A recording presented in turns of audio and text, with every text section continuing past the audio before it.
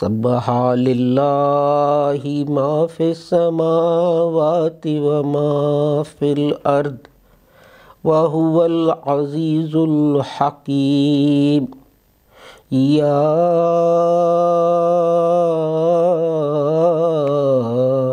ayyuhallazina amanu lima taquluna ma la taf'alun. Whatever is in the heavens and whatever is in the earth glorifies Allah, and He is the mighty, the wise. O you who believe, why say you that which you do not? Correctly, over the last 1400 years, this verse and everywhere else in the Holy Quran, where it says, "O who you believe," of course refers to the Muslims. And there are places in the Holy Quran where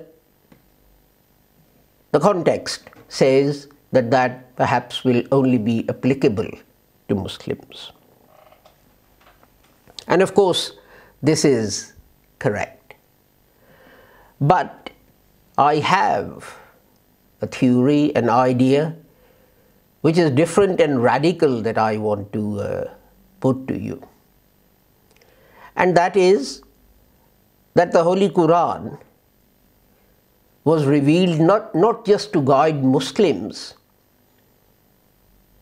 And by guiding Muslims, I mean those people who not only believe in God and the Holy Prophet, but also perform salat and give zakat and etc., etc.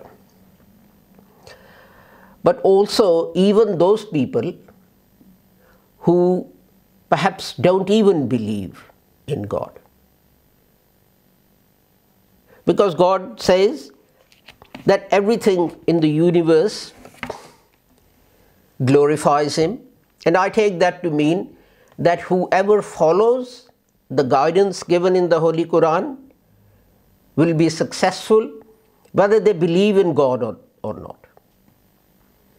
Belief in God and obeying the Holy Quran because you believe it is a commandment of Allah is about the hereafter, about the next life.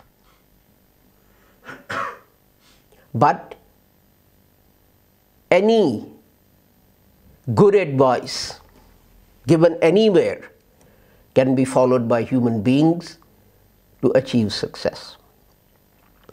And the verse that I want to concentrate on is the second one. O you who believe, why you say that which you do not do. And we can slightly rephrase this, the English translation, because Hazrat Maulana Muhammad Ali quite rightly was so concerned in meticulously following the Arabic to reflect what the words have said. But to make my point, I slightly rephrase this so that it shows that at a minimum level, people can follow the Holy Quran, and they should follow the Holy Quran, perhaps even if they are atheists, even if they reject Godhead, let alone anything else. So let the rendering be, if you believe in something, then say what you believe in and act accordingly. And if you interpret, not translate, if you interpret this verse in this way, then you can apply it throughout your life. An important example of this is politics. A politician thinks his job is to actually get into power, to win the election, it doesn't matter what he has to do to win that election. And once he is successful, and once he is in power, then he'll revert back to his principles and he will start putting them into practice. But of course it doesn't happen. Once you get into power, your behavior becomes worse and not better. We have many recent examples. Parliamentarians tell us to be truthful and honest, to make financial sacrifices for the sake of your country and economy. And then we find the same politicians claiming expenses, some even fraudulently, others legitimately, but even to the extent of claiming for a bar of chocolate, which was 70p or something, I think. Now, you see, are they acting in accordance with their beliefs and what they propound? Of course they're not. But of course no one is going to say to the public when they stand for election that, I want to become a member of parliament, I don't care about anything else, but 70 grand is a nice salary, and plus after a few years I'll get 4 or 5 directorships where I'll have to do a couple of hours work a year and I'll get paid £25,000 for each. That's a nice little earner, isn't it? In words of that great philosopher Del Boy that all of us know and love from Only Fools and Horses. But I mean, I've given you one example of the British Parliament. This applies to all countries and all societies. And worse still, it applies as much, if not more so, to Muslim societies. You talk to a Muslim and he will tell you that Islam guarantees security and rights for all minorities. And then you go to, pick any Islamic country, you go there, and what do you find? Minorities cannot get admission into schools and colleges. Minorities cannot get jobs. They do not get promotions.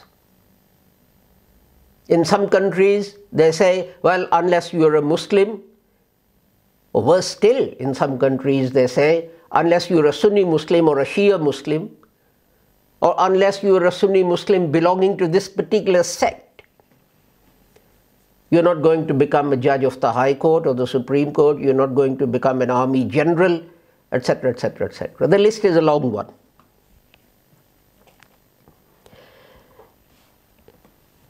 These people will give you an example.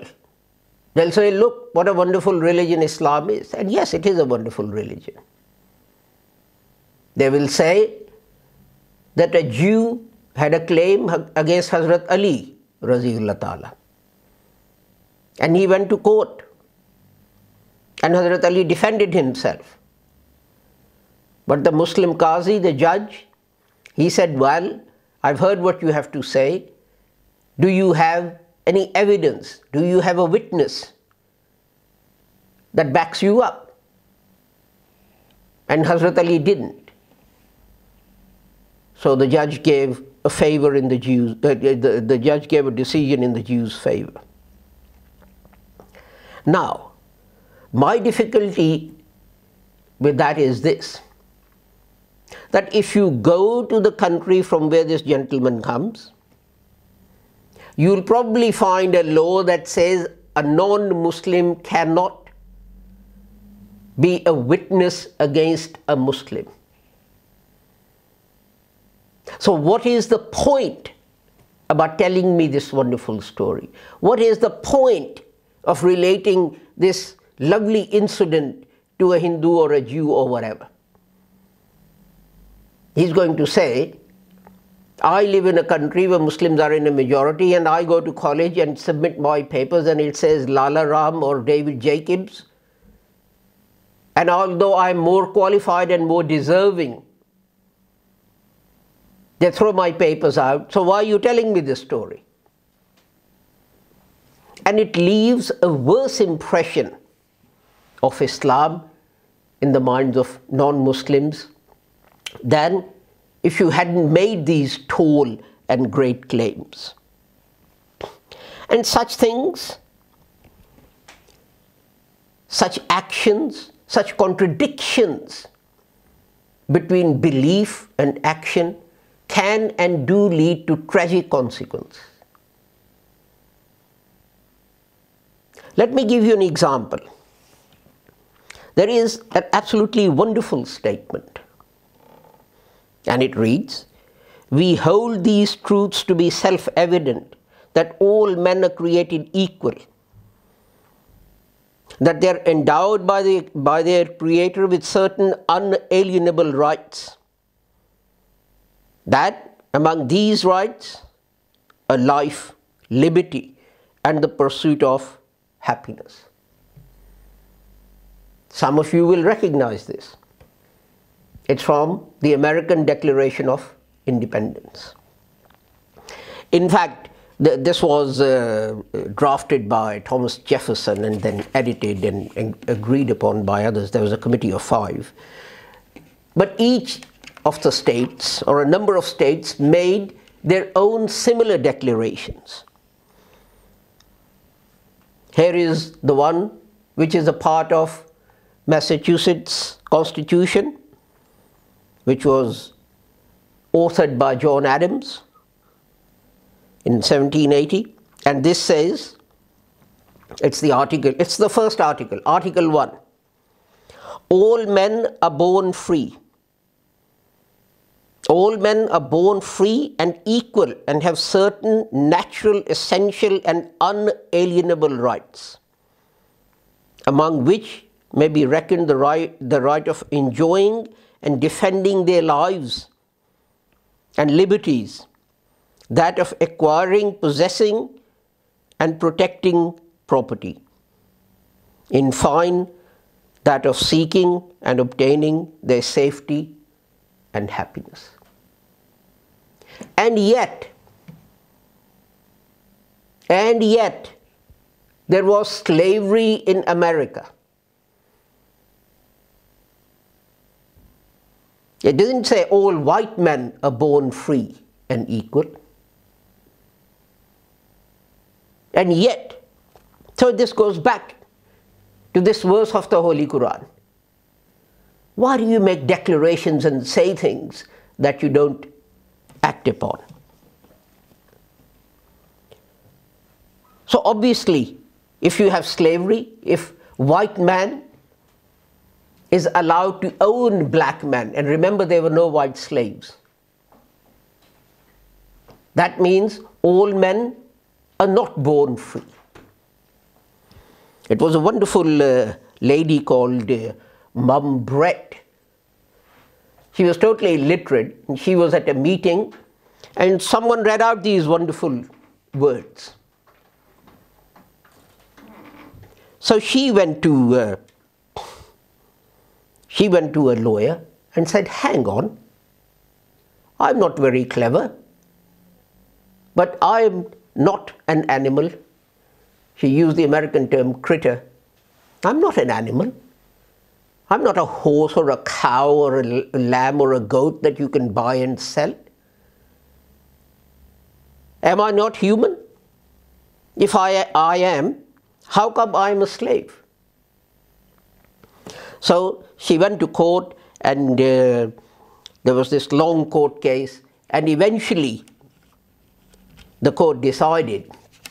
It was, the case was done by an attorney, of course not her personally, because she couldn't read or write, and he did it for free. And eventually it was decided that yes, Article 1 guarantees in Massachusetts, not the whole of United States, freedom for this lady. There were two of them. What was the other one? Brom and Brett versus Ashley was the case. Those of you who have nothing better to do in their lives can type that in and read the whole of the transcript. And when she died, and no one remembers her, when she died, it was said of her, she was born a slave and remained a slave for nearly 30 years. She could neither read nor write, yet in her own sphere she had no superior or equal. She neither wasted time nor property. She never violated a trust, nor failed to perform her duty. In every situation of domestic trial, she was the most efficient helper and tenderest friend and good mother. This happened in August 1781. But even then it was regarded as an individual matter. Even then, even after that, there were still slaves in that very state. Until one owner beat his slave so severely as to cause grievous bodily harm. And his stand was that this black man is my property. It's up to me to do whatever I want to do with my property. If I have a chair and I want to burn it, if I have a chair and I want to break its legs, if I have a table and I want to take an axe to it, it's up to me. I own it, it's my property. This slave was disobedient, so I will beat him. And the man was caused grievous bodily harm. He was severely beaten. And he was charged. And of course, what I have said to you was the master's defense. Jennison, his name was. This was his defense. He's my property. Who's to stop me from doing this? And it was the Supreme Court of, not United States, Massachusetts, which eventually decided, and the Chief Justice gave guidance to the jury that according to Massachusetts Constitution, no one can be a slave. So this man wasn't, what's his name, Walker, wasn't a property of Jennison, and he was a human being, and human beings should not be treated in this way, that the owner was convicted. And you know what his conviction was? For severely beating this black man? Was he sent to prison? Was he beaten? What was done to Jennison? He was asked to pay 40 shillings. 40 shillings was the worth of almost a black man's life in the United States in those days.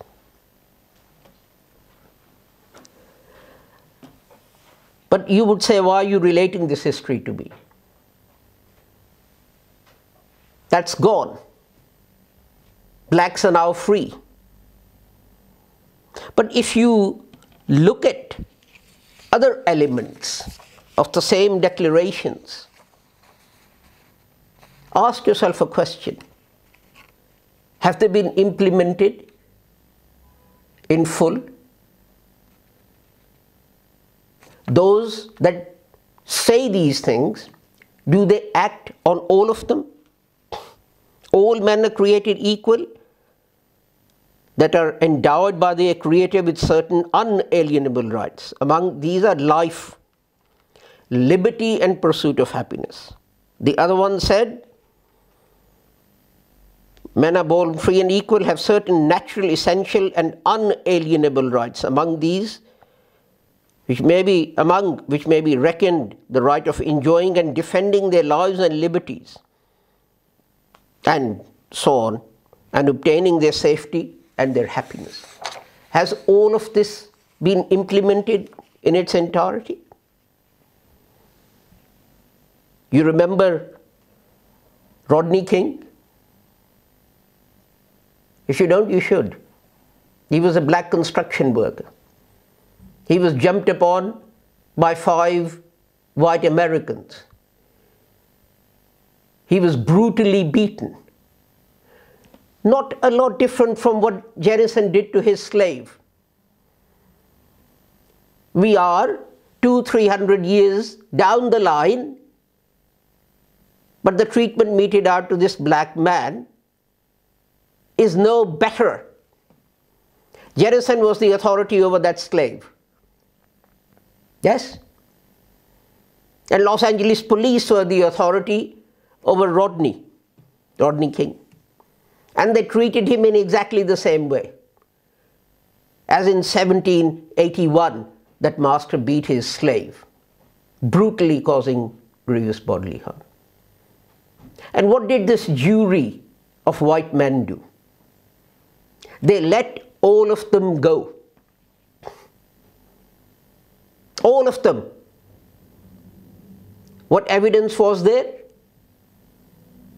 There was a man who saw this happening from his balcony, and he videoed the whole incident.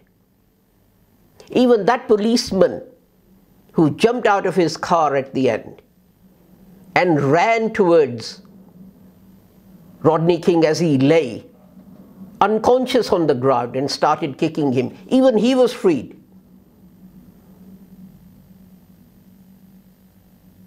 Eventually, of course, the federal government was so appalled by this that they took the case over, and it was tried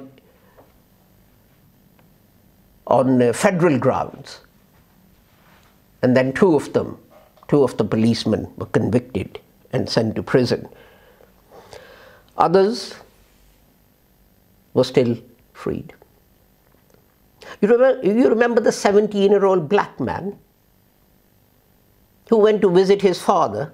This was in Orlando. And he said, "Dad, I want a bag of crisps and some soda. I'll be back in 5 minutes." And he never came back. He went to the shop, he got himself some crisps and a can of soda. He was walking back. It was a gated community, they had neighbor watch. And the man who was on duty at the time got out of his car and shot him in the head. He was threatening me. What? With a can of soda? Now, you would have thought that the television and the newspapers in America would be all over that incident. You would think that that man would be arrested. You would think that in America, where there is death penalty, that man would be sent to the gallows, or to the gas chambers, or the electric chair, or whatever they have it in that state. So what happened? He wasn't even arrested for 3 weeks. He wasn't even arrested for 3 weeks. This boy's father went to the police. The police went to this guy's home and he said, "Well, I felt threatened." What was threatening you? The fact that he was a black man in a gated community where most of the people, if not all of them, were white? His presence threatened you? Is this what the Declaration of Independence said? Has anything changed? Has anything changed since Jennison beat his black slave unconscious? Nothing has changed. And then you fast forward to 2014. What happens? A black teenager, he's shot dead. And the grand jury finds, did they find use of excessive force? Forget about murder, forget about unlawful killing, because the policeman said, "I was afraid of this unarmed teenager." Okay, perhaps you were. So you got so scared that you had to shoot him to kill him. Has anything moved forward in the last 250, 300 years? We still seem to be in the same place. Yes, we don't call these people owners, and those they're subject to brutality, we don't call them slaves. But what's the difference? I see no difference. So I repeat the words of the Holy Quran, and I add to it the next verse of the Holy Quran. It is most hateful O you who believe, why say you that which you do not do? It is most hateful in the sight of Allah that you say that which you do not.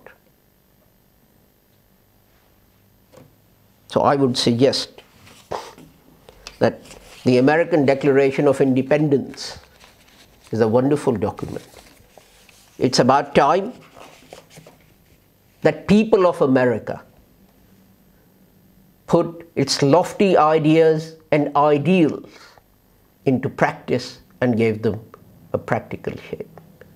And that is why I say that the Holy Quran is relevant to everyone, whether you're a Hindu or a Muslim or a Jew or a Christian or even an atheist. It's Friday, so let us pray that God gives humanity the wisdom and understanding to follow the dictates of the Holy Quran.